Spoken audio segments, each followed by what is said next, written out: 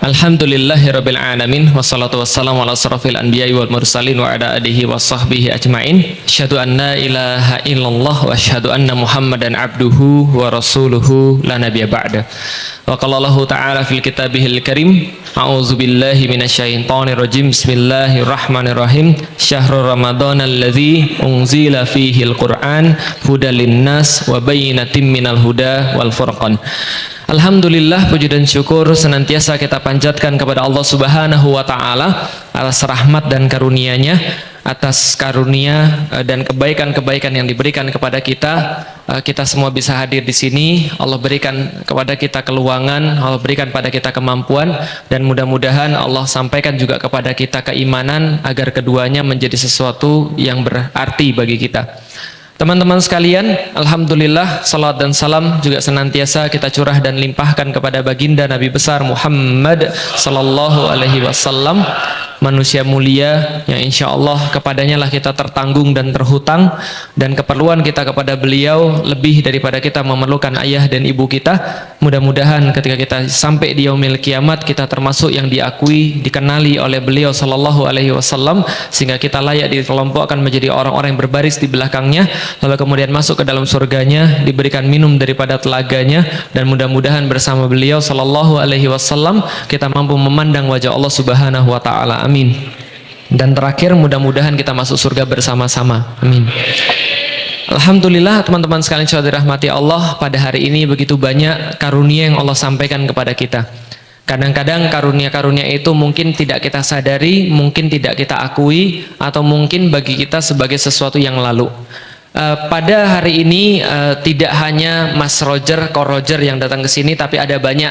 Tadi saya ada jamaah saya ngabarin, ada katanya teman-teman dari ojek online yang kemudian, oh ternyata ada Felicia ngisi dan Fatih Karim ngisi. Ya sudah, kemudian nggak jadi narik, Masya Allah. Kita doakan mudah-mudahan rezekinya 2 kali lipat dapat insya Allah. Alhamdulillah, pada hari ini teman sekalian juga sudah menyaksikan tadi aktor gitu kan ya, tampan gitu kan ya, berkecukupan. Alhamdulillah mereka mau masuk ke dalam Islam, mendalami apa itu Islam, mengerti bagaimana kedamaian yang ditawarkan oleh Islam. Bayangkan, itu sudah tampan berkecukupan, antum miskin jelek nggak mau belajar gitu. Kadang-kadang ya, ada banyak sekali kenikmatan-kenikmatan pada hari ini yang tidak kita sadari atau bahkan kita anggap biasa. Pada hari-hari ini juga di tengah kemudian kita juga bersenang hati, beriang gembira, kita juga tidak melupakan saudara-saudara kita yang ada di Xinjiang yang kemudian juga tertindas di sana. Walaupun kita tidak bisa berbuat apa-apa, mudah-mudahan doa kita sampai kepada mereka. Mudah-mudahan Allah menjadikan ini sebagai cara kita untuk mempelajari bagaimana kemudian kita mensyukuri Islam, dan bagaimana amanah Allah atas Islam ini harus kemudian kita pegang dan kemudian kita sebarkan. Teman-teman sekalian, pertarungan yang tidak akan pernah berhenti di atas dunia ini adalah pertarungan antara hak dan batil.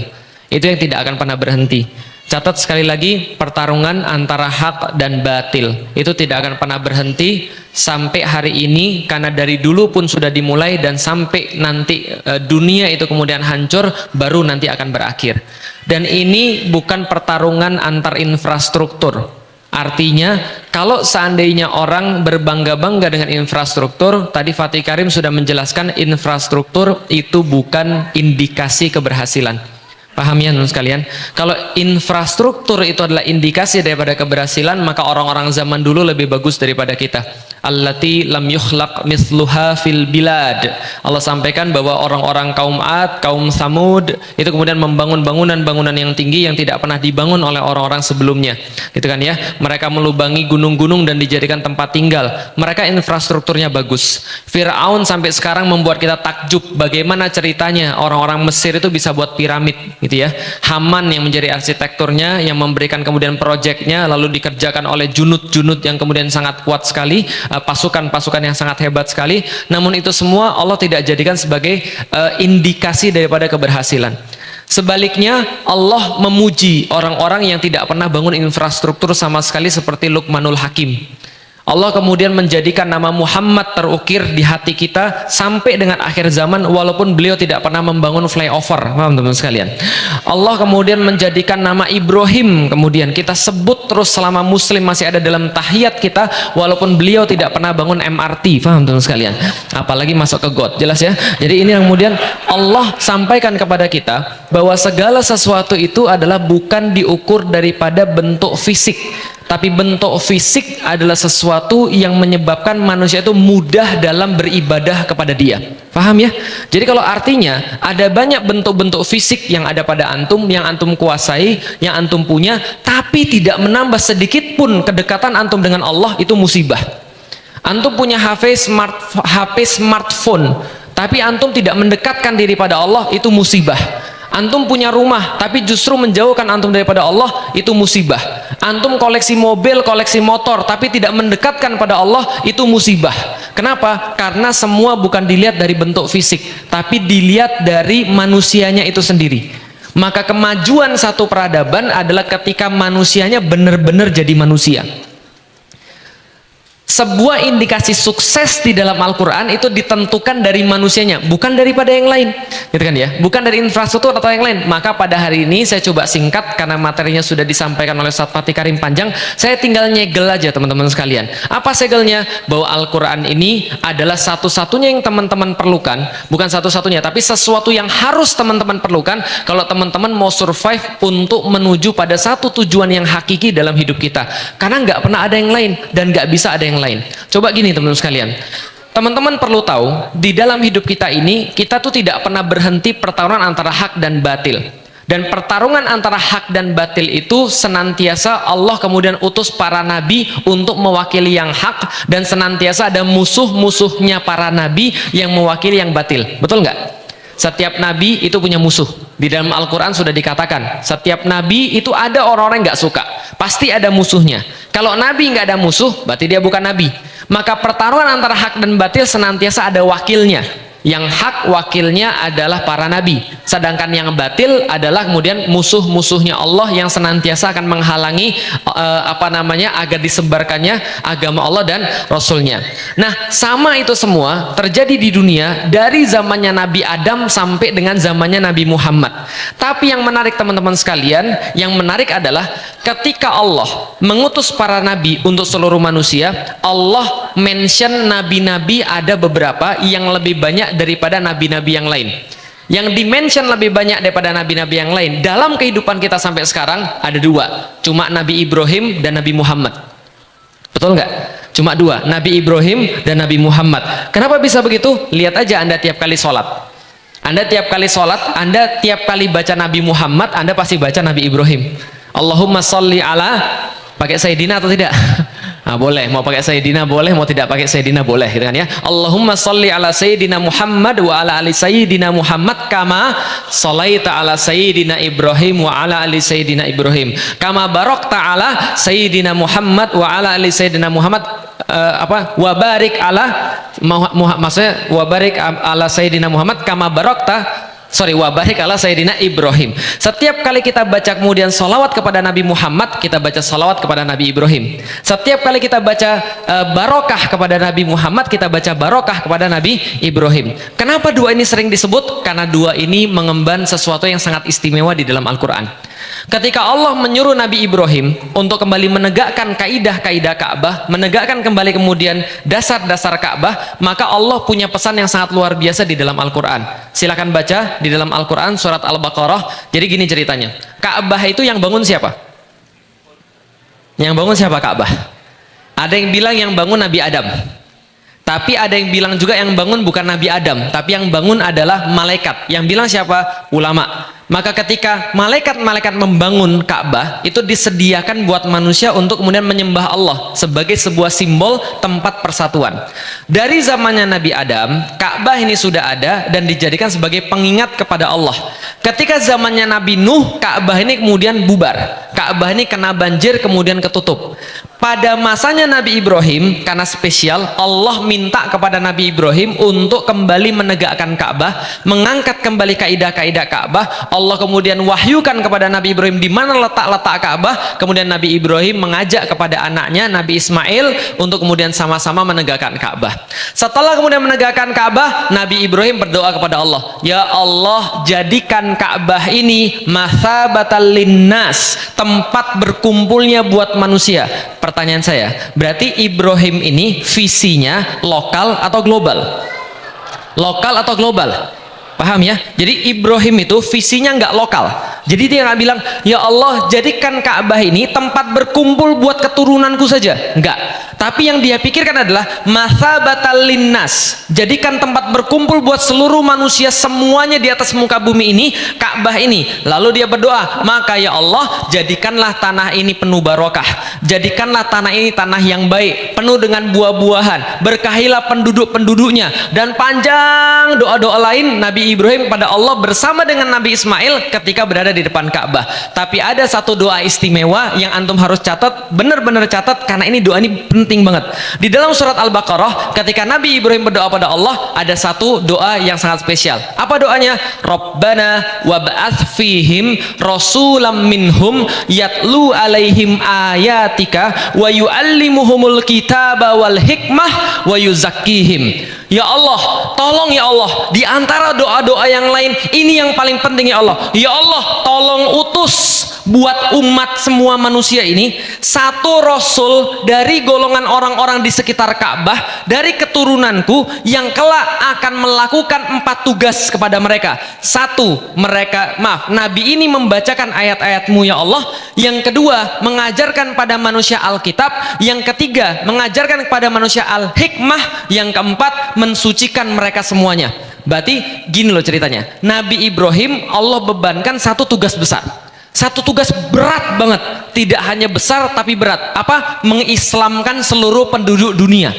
Loh, emang Nabi Ibrahim Islam, Ustaz? Nabi Ibrahim itu Islam, tapi makna secara umum. Karena makna secara khususnya ada pada Nabi Muhammad. Islam itu adalah kemudian agama kita. Tapi makna secara umum, Nabi Ibrahim bilang, Nabi Ismail bilang, Ishak bilang, Yakub bilang, keturunannya mereka semua bilang, nahnu muslimun, nahnu lahu muslimun. Kami semua bagi engkau ya Allah adalah orang muslim. Itu adalah orang-orang yang Islam, maksudnya begitu. Nah, maka kemudian beratnya kemudian tugas ini bagi Nabi Ibrahim untuk mengislamkan seluruh penduduk dunia, menjadikan Ka'bah sebagai tempat berkumpul bagi manusia. Ibrahim tahu umurnya nggak seberapa. Ibrahim tahu bahwa dia tidak punya kekuatan sampai pada akhir masa. Maka doanya kira-kira begini, ya Allah, saya tahu berat sekali ini tugas saya, dan nggak mungkin saya bisa nyelesain semua ini, dan nggak bisa saya nyelesain semua ini kalau umur saya cuma segini. Maka ya Allah, utus seorang nabi yang datang di akhir masa menyelesaikan dan menyempurnakan tugas saya.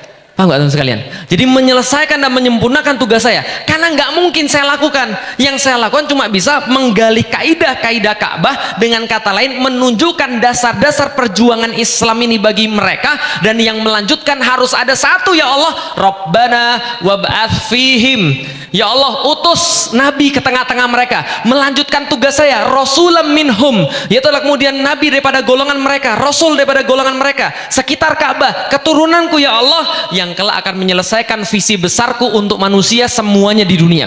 Pertanyaan saya, ini dijawab Allah atau tidak? Dijawab Allah atau tidak? Nggak semudah itu dijawab Allah.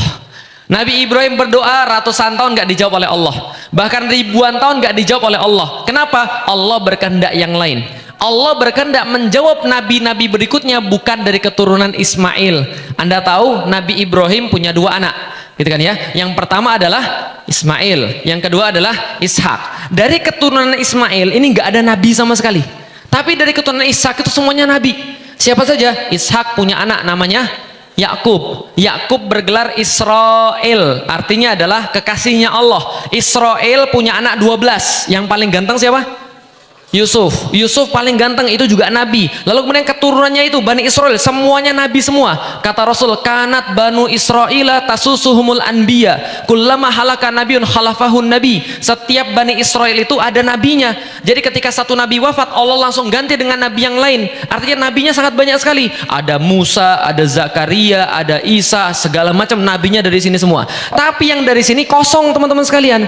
Saking banyaknya yang kosong, ratusan tahun mereka kosong, bahkan mereka nggak ingat sama sekali untuk apa Ka'bah itu didirikan. Mereka nggak tahu sama sekali kenapa Ka'bah itu diangkat oleh Nabi Ibrahim dan Nabi Ismail. Mereka lupa tentang visi besar dunia. Mereka lupa tentang membuat orang semuanya muslim. Bahkan Ka'bah itu jadi tempat berhala nomor 1 di dunia. Paham teman sekalian? Kebayang nggak Masjid Agung Asy-Syarif Al-Azhar kira-kira nanti jadi diskotik? Kebayang nggak? Nggak kebayang kan ya? Karena antum masih sholat. Karena antum masih ada di sini, setiap kajian antum masih mau datang. Tapi coba kalau seandainya antum nggak mau datang lagi ke masjid, antum nggak sholat lagi di sini, ratusan tahun ini jadi diskotik, mungkin banget. Lah kenapa? Jangankan Asy-Syarif Al-Azhar, itu Ka'bah aja bisa jadi tempat penyembahan berhala. 300 berhala kemudian diregister di situ, orang kemudian tiap tahun kemudian tawaf di situ sampai telanjang. Paham teman-teman sekalian? Ini kemudian Ka'bah kondisinya jauh lebih parah. Dan saking parah kondisinya itu, maka Allah ngetes. Jadi Allah ngetes nabi yang kemudian paling hebat itu diutus di sana. Untuk apa? Kalau andaikan sama yang paling bejat aja sudah bisa diajarin, apalagi yang lain. Paham teman-teman sekalian? Maka kemudian Allah ngetes di situ. Bagaimana kemudian yang diturunkan bukan sembarangan. Rasulullah Shallallahu Alaihi Wasallam mendakwai penduduk Makkah. Dia bawa kurikulum terbaik. Anu coba bayangkan, yang ngajar guru yang terbaik, yang diajarin kurikulum yang terbaik. Antum kalau misalnya diajarin guru terbaik, antum pasti paham lebih daripada diajarin guru biasa-biasa aja kan gitu. Nah ini sudah guru yang terbaik, kurikulum yang terbaik. Kira-kira berhasil atau tidak? Nggak berhasil. Lah kenapa? Karena orangnya sangat keras kepala. Bahasa Arabnya jahil. Tahu jahil teman sekalian? Jahil itu apa artinya? Bodoh. Nggak hanya bodoh. Bodoh itu masih mending. Jahil itu bodoh kawin sama keras kepala. Paham teman sekalian? Kalau cuma bodoh doang wajar, saya bodoh maka saya mau belajar, teman-teman merasa bodoh maka mau belajar. Bodoh itu nggak ada masalah, tidak ada yang salah pada orang-orang yang bodoh. Yang salah itu bodoh kalau kawin sama keras kepala, maka jadilah jahil. Paham teman sekalian? Ya kayak abu-abu di TV, paham teman sekalian? Nah itu jahil, itu diingetin malah ngamuk, paham teman sekalian? Nah jahil ini susah. Lah kenapa? Karena jahil ini diomongin nggak bisa, paham teman sekalian? Makanya Allah kemudian mengutus Rasulullah 12 tahun dakwah di Madinah, 13 tahun dakwah di Madinah, nggak berhasil. Kenapa? Yang ikut cuma berapa puluh orang. Lah kenapa? Karena keras kepala banget. Bahkan menjelang akhir-akhir daripada Rasul di Mekah sebelum hijrah ke Madinah, mereka bertambah keras kepala, dan keras kepalanya nggak tanggung-tanggung. Makanya para sejarah mengatakan mereka naik level dari jahil menjadi jahil murakkab. Paham teman sekalian? Jahil murakkab, artinya murakkab itu apa? Jahil yang ditunggangi. Paham teman sekalian? Ditunggangi siapa? HTI? Nggak ada HTI zaman itu kan ya. Jahil murakkab artinya jahil kuadrat. Paham teman sekalian? Maksudnya jahil kuadrat itu kayak apa? Mereka mulai mengolok Rasulullah, mereka mulai mengolok Allah, mereka mulai mengolok agama Allah. Apa yang mereka katakan? Mereka sudah mulai mengolok dengan cara parah. Muhammad, udah berhenti aja ngomong. Ngapain ngomong Al-Quran terus? Bosan tahu nggak?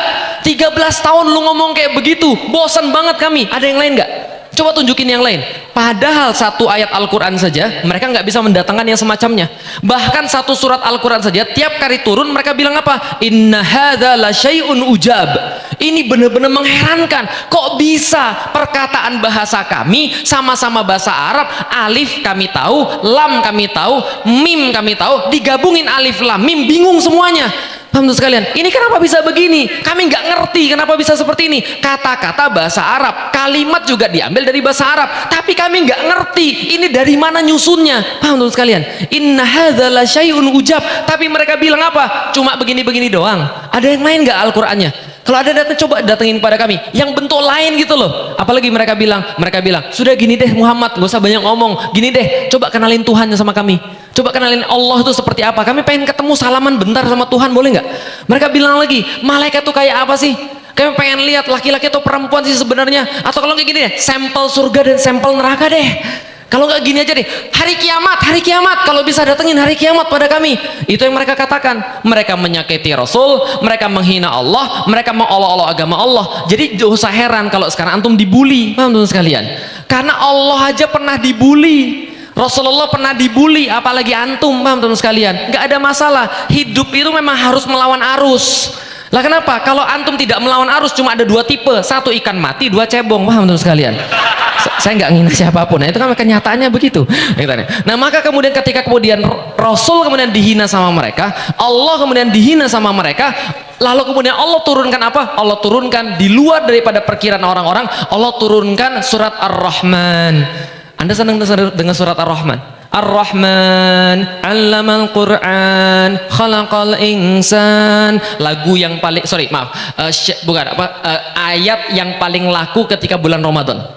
Pak Imam, saya dibacain Ar-Rahman dong. Lah kenapa pokoknya tenang banget sekali mendengar Ar-Rahman? Pertanyaan saya, itu Ar-Rahman turunnya kapan? Akhir-akhir dari Mekah sebelum ke Madinah. Akhir-akhir masa Mekah turun surat Ar-Rahman. Pertanyaan saya, itu surat diturunkan kepada siapa khususnya? Yang beriman atau yang keras kepala? Yang beriman atau yang keras kepala? Surat itu diturunkan pada yang keras kepala, yang dari tadi mengolok-olok Allah, yang dari tadi menyakiti Rasulullah Sallallahu Alaihi Wasallam. Mereka mengolok-olok agama Allah juga, tapi Allah turunkan apa? Ar-Rahman. Allah masih sayang sama kalian. Kalian mau nggak balikan sama Allah? Allah masih sayang sama kalian. Kalian mau nggak dengerin kata-kata Allah? Maka di dalam surat Ar-Rahman itu, setelah Allah menunjukkan segala macam kekuasaannya, setelah Allah menggambarkan ada pohon Allah yang ciptakan, ada kurma, mayang-mayangnya, selaputnya, semua yang membuat manusia merasa ujab itu, merasa sangat ajaib itu, lantas kemudian Allah berkali-kali bertanya kepada mereka, fabi ayyi alai rabbikuma tukadziban. 31 kali Allah ulangi di dalam surat Ar-Rahman yang sangat kita hafal. Kenapa? Allah sedang berbicara sama orang keras kepala. Paham nggak? Karena orang keras kepala itu nggak bisa diomongin sekali. Nggak percaya? Coba Anda bilang sama anak-anak Anda yang lain Mobile Legend. Paham teman sekalian? Itu sekali diomongin nggak bisa itu. Nak makan, nggak makan dia. Sebentar mah, nak makan, masih dia main.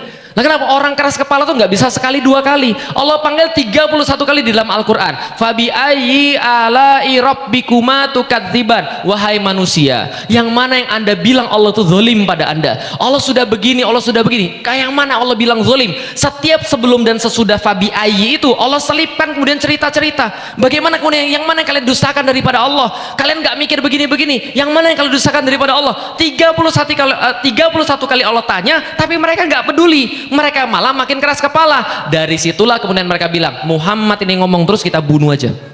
Kita bunuh aja nih. Kenapa? Bahaya ini. Kalau Al-Quran semakin didendangkan, menurut mereka, Al-Quran semakin kemudian disampaikan pada orang, maka ini kemudian semakin bahaya. Kenapa? Kita semakin kehilangan kekuasaan kafir Quraisy. Makanya harus dihentikan. Gimana caranya? Bunuh Muhammad. Jangan dibunuh. Kenapa? Nanti bahaya, nanti menimbulkan gerakan sosial dan seterusnya. Ya sudah, ada satu negosiator bilang, gini aja, saya temuin Muhammad, saya punya satu ide pada dia, dan kalau kita tidak berhasil dengan ide ini, baru kita bunuh dia. Apa idenya? Datanglah kemudian negosiator pada Nabi Muhammad, kemudian dia berkata, gini Nabi Muhammad, gini aja, saya punya satu proposal. Saya tahu agama kita beda, saya tahu keyakinan kita beda, saya tahu bahwa Tuhan kita juga beda, semua beda, saya tahu. Tapi mbok ya kita saling menghormati, mbok ya kita toleransi, mbok ya kita jangan begini terus. Kita harus menemukan satu solusi, win-win solution gitu loh. Lah terus gimana caranya? Gini aja Muhammad, gimana kalau setahun kamu nyembah Tuhan saya, setahun saya nyembah Tuhan kamu? Nah, teman sekalian, setahun kamu nyembah Tuhan saya, setahun saya nyembah Tuhan kamu. Kayaknya menarik ya. Kayaknya menarik ini. Lah kenapa? Kan bagus. Ini kan jadi kayak kemudian tuker-tukeran budaya gitu kan ya.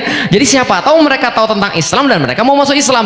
Andai Rasul kemudian memberikan satu celah di situ, habis. Tapi yang jawab langsung bukan Rasul, yang jawab langsung adalah Allah Subhanahu wa taala. Dulu pas saya belajar surat Qul ya ayyuhal kafirun, saya bingung. Kenapa Qul ya ayyuhal kafirun? Itu diputar-putar terus. Qul ya ayyuhal kafirun la a'budu ma ta'budun wala antum abiduna ma a'bud wala ana abidum ma abattum wala antum abiduna ma'abud lakum dinukum waliyadin. Kok muter-muter aja? Kok dua kali diulang-ulang? Nggak cuma sekali kan cukup? Kan maksudnya sudah sampai. Saya baru ngerti ternyata ayat ini adalah asbabun nuzulnya karena suruh tuker-tukeran tadi.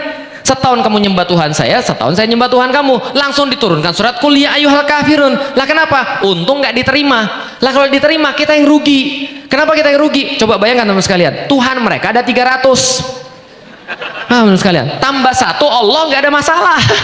Lah Tuhan kita satu, tambah satu lagi bahaya, double sudah, paham sekalian. Apalagi tambah 300, nggak bisa begitu. Dan pelajaran kedua teman-teman sekalian, Quraisy, separah-parahnya Quraisy itu tahu Tuhannya beda, paham sekalian. Tahu Tuhannya beda, tahu agamanya beda. Maka orang Indonesia itu lebih keren dan lebih kreatif daripada Quraisy, paham sekalian. Lah kenapa? Bilang agama sama, paham sekalian. Itu Quraisy saja nggak berani, paham sekalian. Sejahil-jahilnya Quraisy itu bilang agama kita beda. Orang Indonesia bilang agama semuanya. Andaikan itu kafir Quraisy bisa muncul lagi dari kubur, dia bilang, kenapa gua gak kepikir?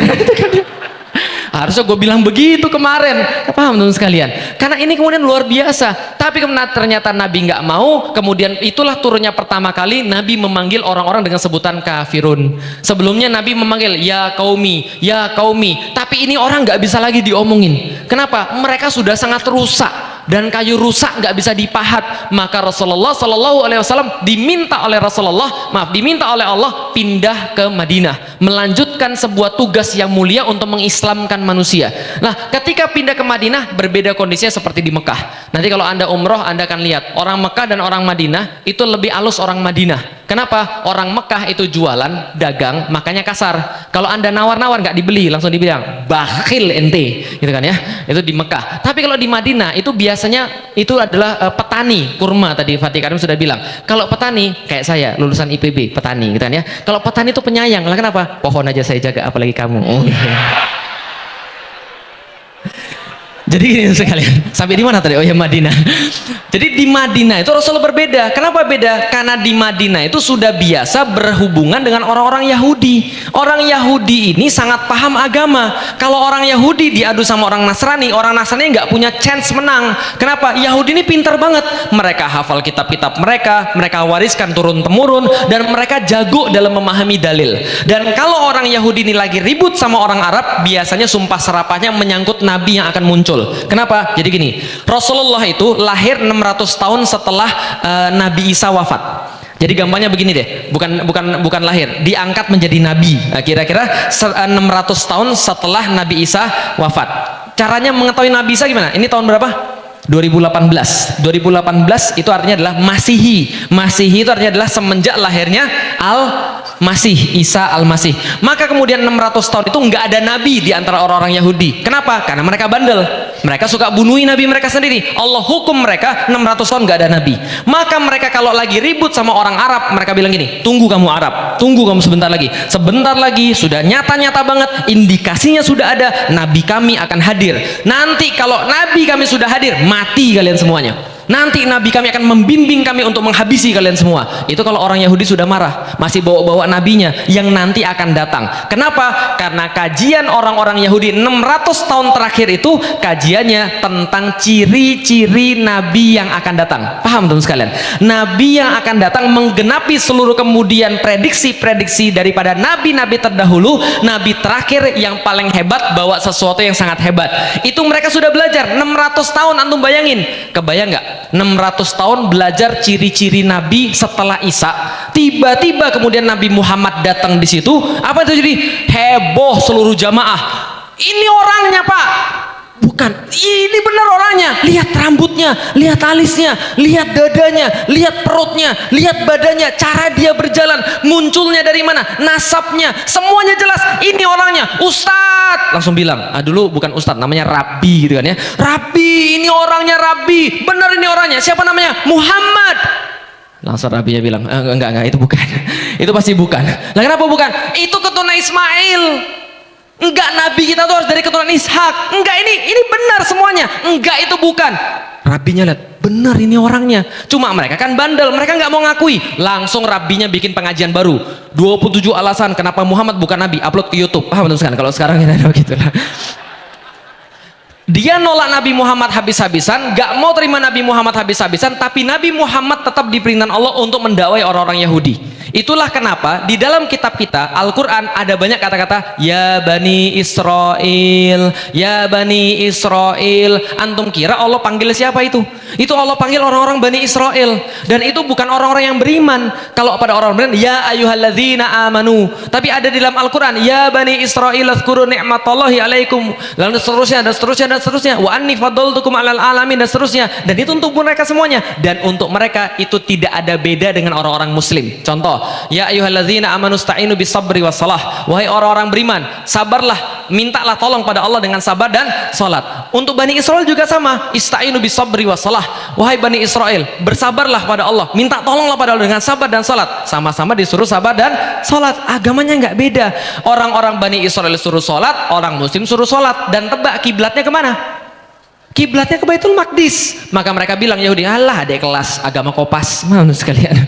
Kopi pasta kita doang. Dia sholat cuma ikut-ikut kita doang. Dia puasa cuma ikut kita doang. Karena orang Yahudi puasa, kita puasa. Kapan puasanya? Ayamul Bid 13, 14, 15. Itu puasanya Yahudi original.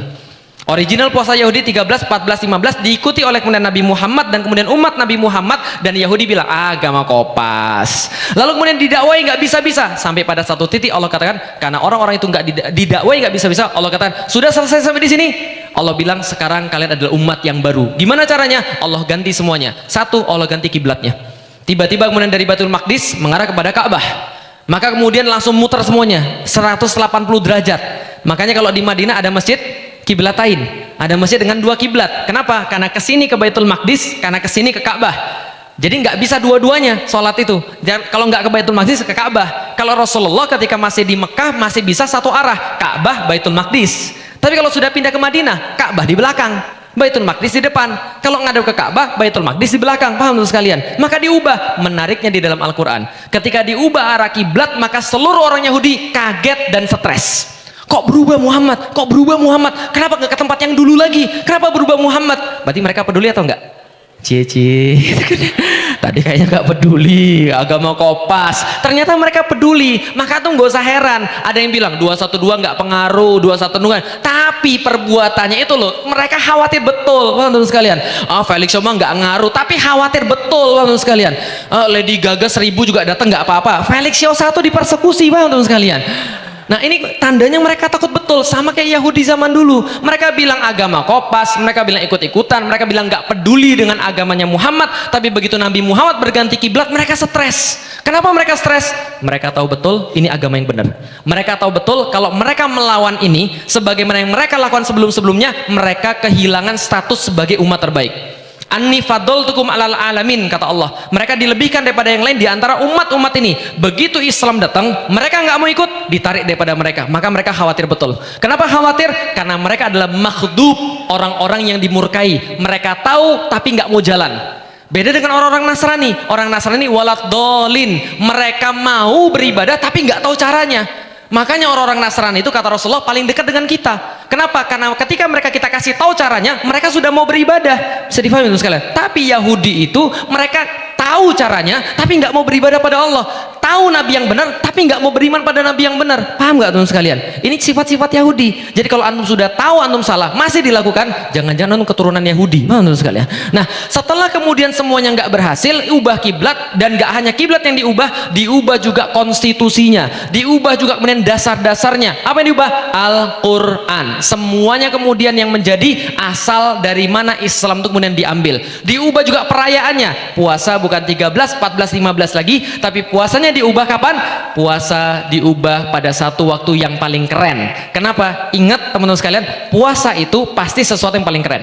Suatu waktu Rasulullah bertanya, kenapa Yahudi puasa pada hari ini? Ini Asyura ya Rasulullah. Emang kenapa Asyura? Karena memperingati Nabi Musa ketika diselamatkan daripada kejaran Fir'aun. Kata Rasulullah, kami lebih berhak untuk memperingati ini. Kami puasa di hari ini.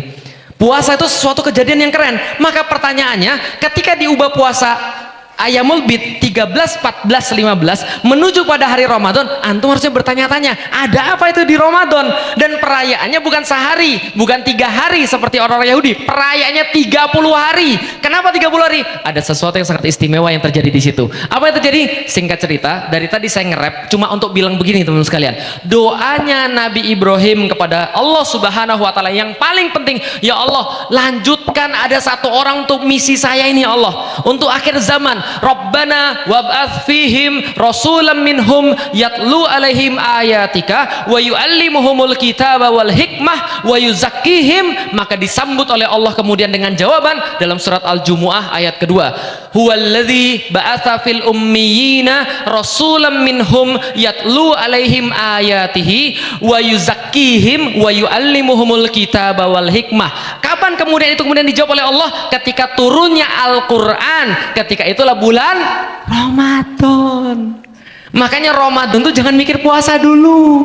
Kalau antum mikir puasa dulu, antum sudah salah langkah. Kenapa? Contoh gini, sering nggak sih bulan Ramadan pas mau masuk bulan Ramadan nih sudah Sya'ban, sebentar lagi kemudian Ramadan, kayaknya baru kemarin Ramadan.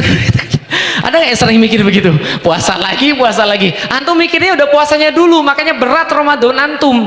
Lah kalau misalnya para sahabat yang dipikirin ketika Ramadan, syahrul Ramadan alladzi unzila fihil Qur'an. Ya Allah, Ramadan turunnya Al-Qur'an. Hadiah apa lagi yang akan datang pada saya ya Allah? Karena Al-Qur'an ini hadiah terbaik buat manusia.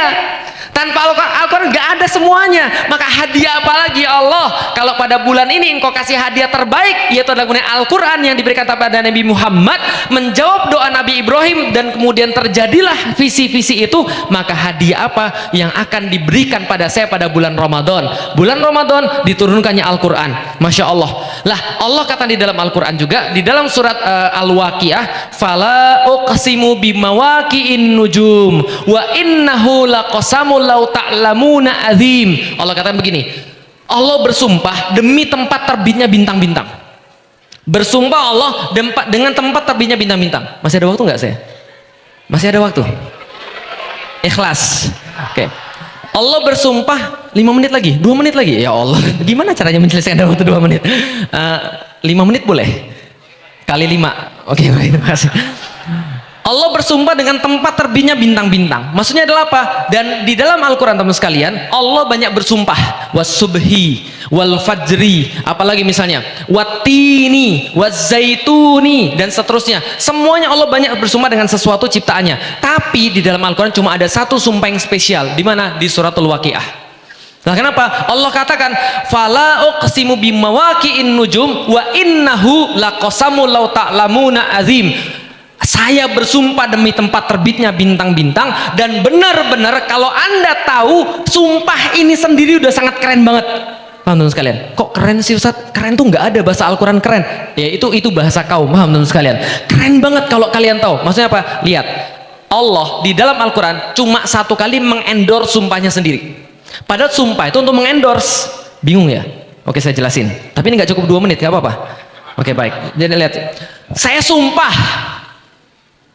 Kalau saya bilang, saya sumpah, berarti Anda ngarepin apa? Sumpahnya apa Ustaz? Tapi kalau ada orang begini, saya sumpah, ada apa Ustaz? Enggak, cuma sumpah aja. Oh, saya digebukin orang, mana sekalian. Orang Arab kalau dia kosam, dia sumpah, dia lagi mau ngambil perhatian orang. Kenapa? Karena setelah sumpah ini, ada sesuatu yang sangat penting banget. Contoh misalnya ya, saya sumpah, lapar saya. Penting nggak sih sekalian?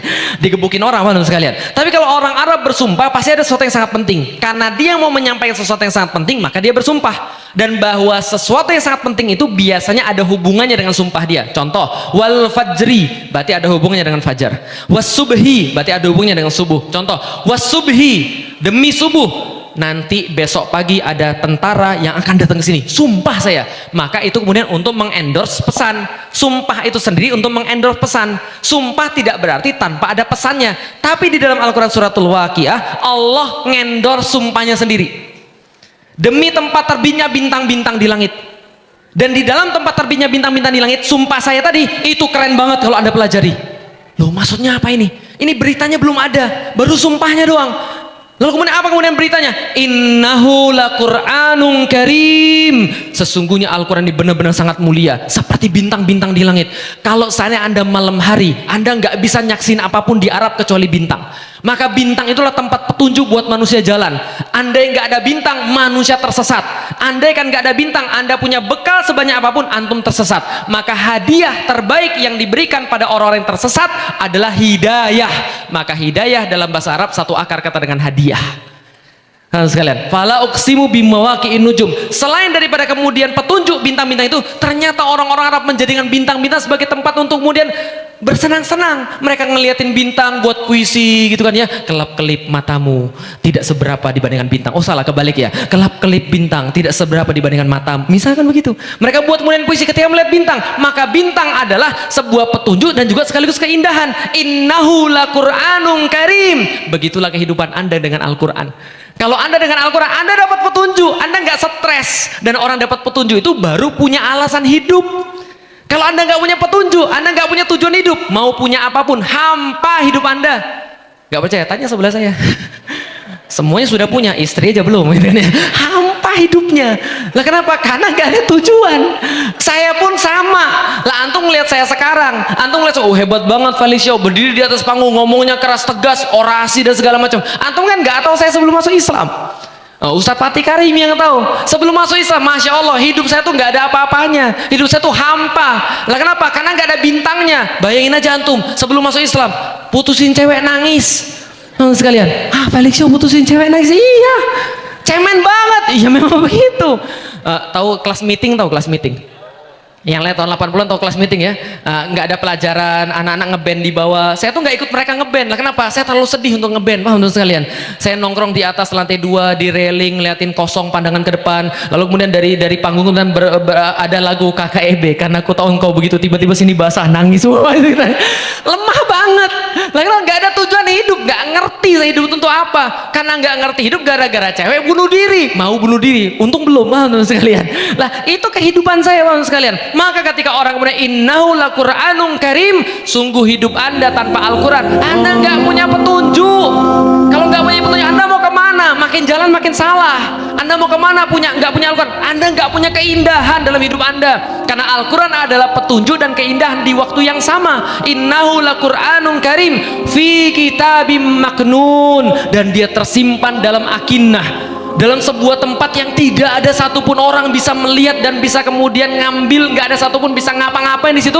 La yamassuhu illal mutahharun. Coba pikirin baik-baik, itu nggak boleh dipegang orang loh. Jin itu mau ngelihat Al-Quran, dilempar pakai kemudian apa, komet, gitu kan ya. Malaikat-malaikatnya nggak boleh sama Allah. La yamassuhu illal mutahharun. Dia tidak boleh dipegang kecuali yang paling mulia di antara yang paling mulia. Siapa? Jibril. Tanzilum mirabbil alamin. Datang daripada Allah Subhanahu wa taala. Paham? Antum pegang sekarang. Artinya apa? Kalau antum diperbolehkan pegang Al-Quran, tolong hargai hidayah yang Allah kasih pada antum itu. Nggak semuanya boleh pegang. Saya mau ngasih tau dikit aja teman sekalian. Abu Thalib nggak kurang jasanya pada Rasulullah Sallallahu Alaihi Wasallam. Dia nggak bisa megang Quran. Bapak saya itu nggak kurang jasanya kepada saya. Dia nggak bisa megang Quran sampai sekarang. Walaupun saya doain terus dia. Antum bisa pegang Quran, antum bisa baca Quran. Artinya apa? Ada amanah yang Allah berikan pada antum. Paham nggak teman sekalian? Hidayah itu tolong dihargai. La yamassuhu illal mutahharun. Tidak boleh dipegang kecuali yang benar-benar diizinkan oleh Allah Subhanahu wa taala. Antum sudah diizinkan.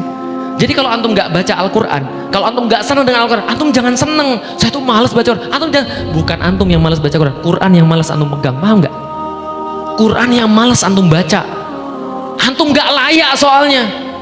Lah kalau antum masih layak megang Quran, antum masih layak baca Quran, mbok ya kemudian penuhi kemudian hak-haknya tadi, karena antum sudah dapat hidayah pada Allah. Yang pengen saya sampaikan teman-teman sekalian, lihat ini terakhir banget, 7.000 tahun kemudian sekalian, 7.000 tahun peradaban manusia. Kita nggak tahu sampai kapan. Sekarang sudah 7.000-an tahun peradaban manusia. Ada satu titik kecil di mana Al-Quran diturunkan, masya Allah. Al-Quran diturunkan satu malam, Lailatul Qadar. Inna anzalnahu fi Lailatul Qadar. Satu malam saja di antara 7.000 tahun peradaban manusia dari zaman Adam sampai dengan zamannya sekarang. 7.000 tahun, satu malam dong, ting, turunkan Al-Quran. Satu titik kecil sekali, tapi titik kecil ini, pahami baik-baik, titik kecil ini diturunkan Al-Quran, mengubah peradaban dunia. Mengubah peradaban dunia, miliaran orang berubah dalam waktu yang sangat singkat, dengan kemudian cakupan yang sangat masif dan waktu permanen. Sampai detik saya berbicara, nggak balik lagi orang-orang tercelup Al-Quran ini. Kalau antum benar-benar mau dengan Al-Quran, masya Allah.